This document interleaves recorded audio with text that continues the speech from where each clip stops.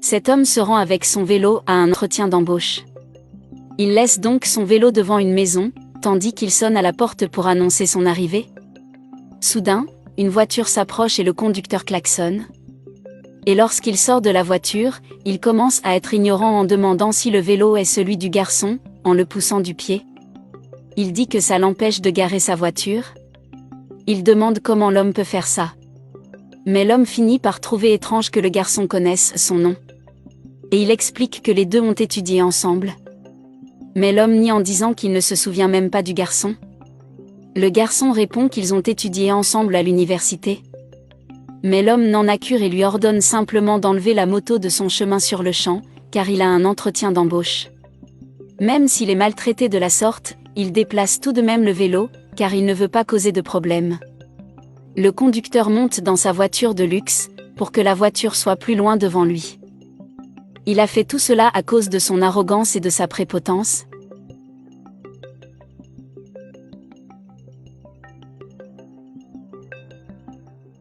Il sonne la cloche, et dit qu'il sera le premier à entrer. Quelques minutes plus tôt, le patron est dans la pièce lorsque son employé frappe à la porte. Il entre dans la pièce et la salue, et lui explique que 2 personnes vont arriver pour un entretien d'embauche, et lui demande comment elle va faire, car la pièce est en travaux. Mais la patronne explique que l'entrepreneur restera dans son bureau. Elle dit que ces derniers temps, elle ne voyage que pour le travail, et que sa chambre est donc le plus souvent vide. Elle demande dans combien de temps les candidats vont arriver, et l'employé lui explique que cela va prendre 30 minutes. Elle le remercie et dit qu'elle va commencer à s'organiser. Lorsqu'elle est seule, elle se dit qu'elle avait besoin de quelqu'un pour l'aider dans l'entreprise, car il y a beaucoup de travail et elle est surchargée.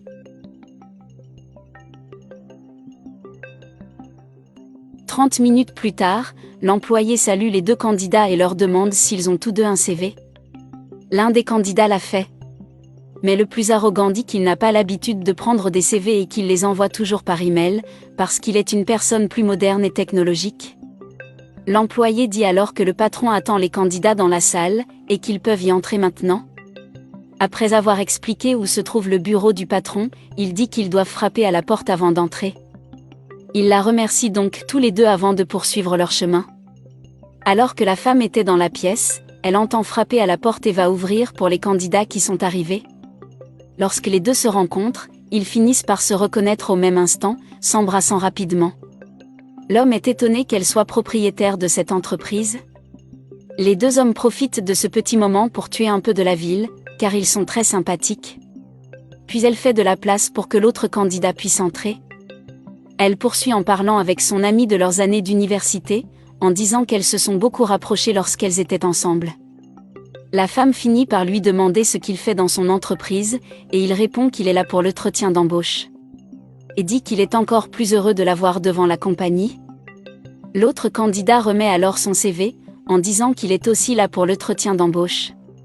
L'homme dit qu'il a envoyé son CV par courrier électronique parce qu'il pense que c'est trop démodé de le remettre sur papier. Puis les 2 hommes se remettent à parler de la vie, semblant oublier cet entretien d'embauche. Le garçon lui demande alors si elle ne veut pas regarder son CV. La femme dit alors qu'elle est très amie avec l'homme qui est là, et que c'est pour cela que le poste a déjà été pourvu par lui. Et l'homme ajoute que sa façon de s'habiller est également meilleure, car il s'habille avec plus de classe. Le garçon essaie de faire valoir qu'il a fait des études et qu'il est qualifié pour ce poste. Il lui demande où il a étudié. Et le garçon répond qu'il a étudié avec les 2. Cependant, les 2 amis ne s'en souviennent pas. Le garçon insiste pour que la femme regarde son CV. Mais elle dit que puisqu'il a tellement besoin de services, elle a une ouverture, mais c'est pour une femme de ménage. Il essaie d'expliquer qu'il est diplômé de l'université. Mais elle dit que s'il est dans le besoin, c'est le travail qu'il a. Il lui demande seulement de regarder son CV, mais elle refuse, disant que le poste a déjà été pourvu. Elle dit qu'elle ne peut pas parler, car elle est très occupée en ce moment. Le garçon accepte donc le travail, car il en a besoin. La femme dit qu'il peut chercher son employé, car il aidera à l'embauche. Après cela, le garçon la remercie et quitte la pièce, contrarié de ne pas avoir obtenu le poste qu'il voulait. Alors que ses amis dans la pièce retournent à leurs occupations, oubliant le garçon qui a quitté la pièce. Elle lui dit que l'homme est déjà engagé. Puis ils parlent à nouveau de leur vie, la femme dit que sa vie est très occupée et qu'elle travaille tout le temps. Mais elle est heureuse qu'au moins elle fasse beaucoup de bénéfices avec son entreprise. Puis elle se met à parler du travail, avec l'intention d'expliquer à son ami tous les métiers de l'emploi. Elle explique que pendant la rénovation de la chambre, il restera dans la chambre avec elle. La femme lui offre sa place pour que l'homme s'assoie, afin qu'il puisse commencer à se former pour travailler. Elle explique tout à son ami, à propos de la réunion qu'elle a avec ses partenaires, et elle a besoin de cette feuille de calcul pour la réunion. Elle lui demande de ne pas faire d'erreur sur la feuille de calcul, parce qu'elle a besoin que ce soit bien fait. L'homme lui demande ensuite combien de jours elle doit se faire livrer. Le patron se contente de rire, disant que c'est un plaisantin, depuis ses années de collège. Puis elle dit qu'elle a besoin de la feuille de calcul dans 1 heure, et demande s'il peut le faire. L'homme dit rapidement qu'il peut le faire, voulant être très bon dans son travail. Elle lui explique ensuite qu'elle va régler certaines choses, puis retourner dans la chambre, et qu'il peut l'appeler s'il a besoin de quelque chose. Mais lorsqu'il est seul dans la pièce, il révèle son désespoir, n'ayant pas la moindre idée de la façon dont il va pouvoir réaliser toutes ces feuilles de calcul en 1 heure. Quelques minutes plus tard, il n'a même pas commencé à faire le travail, et il ne sait pas s'il va le faire dans le temps imparti. Il est là depuis 40 minutes, et il n'a rien fait. Il ne sait pas comment procéder. Mais il a l'idée d'appeler ses amis de l'université, car ils sont sûrs de pouvoir l'aider.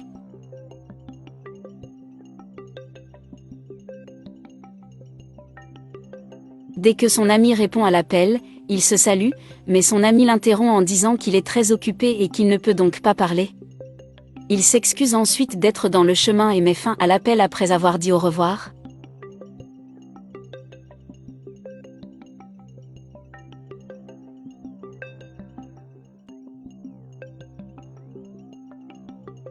L'homme décide alors d'appeler un autre ami de l'université, il se salue joyeusement. Il lui dit qu'il a besoin de son aide, et lui demande si elle peut parler. Mais elle ne peut pas parler non plus, car elle est occupée chez le médecin. Il s'excuse à nouveau et met également fin à l'appel, après avoir dit au revoir.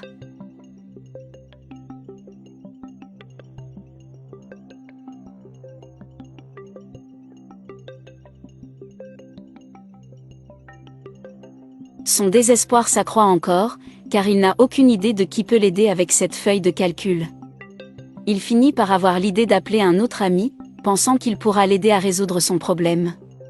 Dès qu'il répond, il le salue à nouveau avec excitation, et dit qu'il ne lui demandera même pas s'il est occupé, car il veut juste poser une question. Et vous demandez s'il peut vous aider avec une feuille de calcul Excel.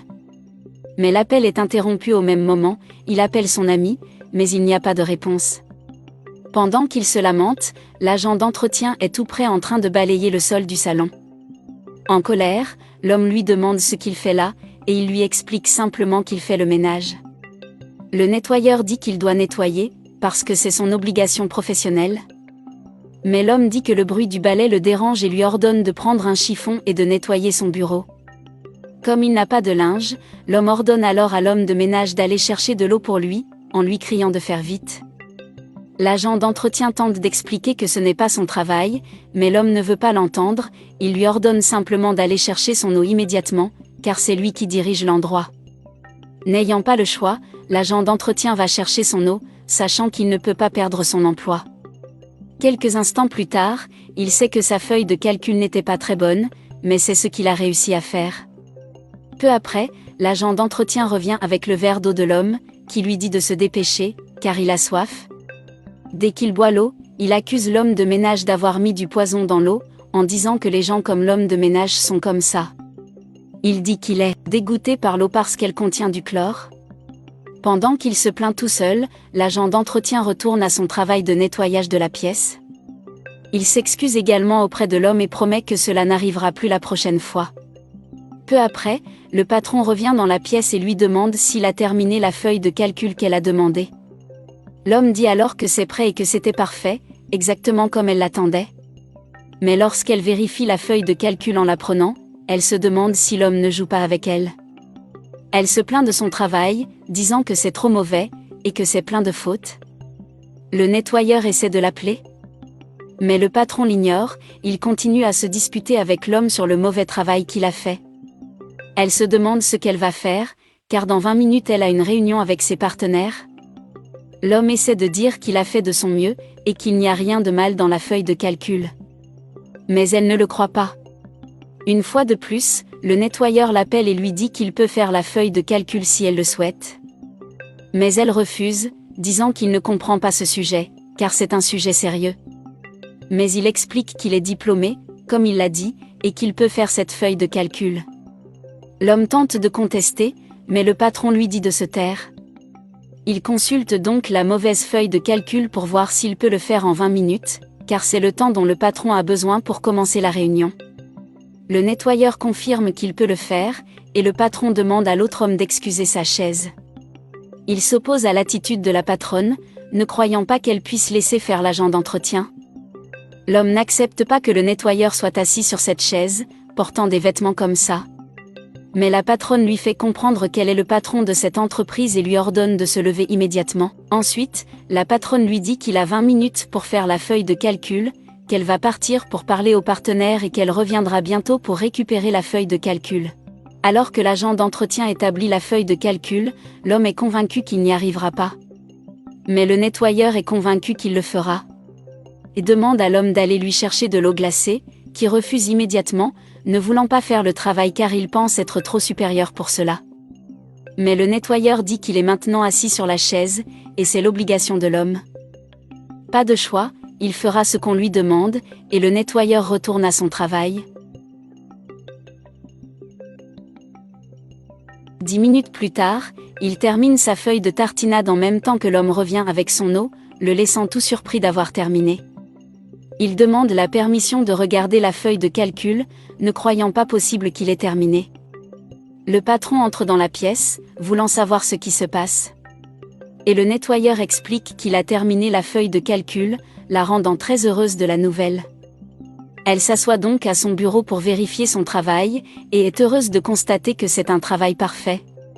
Elle fait l'éloge de son travail et l'en félicite. Elle dit que la feuille de calcul est parfaite, contrairement à son ami, qui a fait une feuille de calcul horrible. La patronne s'excuse d'avoir douté du potentiel de l'autre et lui demande s'il veut devenir son conseiller. Il accepte immédiatement, disant que ce sera un honneur. Mais l'homme l'interrompt en disant que c'est son travail, que le patron lui a déjà donné le travail. Mais le patron affirme que l'agent d'entretien est vraiment un professionnel de qualité, contrairement à l'homme, qui s'est avéré être différent. L'homme se demande alors comment elle a le courage de faire cela, et comment leur amitié va évoluer. Pendant ce temps, la femme dit que son nouveau conseiller a fait une feuille de calcul parfaite pour elle. Et elle dit que si l'homme veut un emploi, il a toujours un emploi de nettoyeur, et ils peuvent échanger leurs emplois. Mais l'homme a aussi besoin d'un travail, alors il accepte le poste de nettoyeur. Puis le patron dit qu'ils peuvent échanger, il sera donc son nouveau conseiller, et son amie sera la femme de ménage. Elle lui souhaite la bienvenue et le nouvel assistant le remercie pour cette opportunité. La patronne lui demande d'envoyer la feuille de calcul, afin qu'elle puisse l'imprimer dans la salle de réunion. Et dit à l'autre de prendre les vêtements du concierge. Elle quitte ensuite la pièce pour se rendre à sa réunion, laissant les deux hommes dans la pièce. Quelle est votre appréciation de cette vidéo? Laissez votre avis dans les commentaires.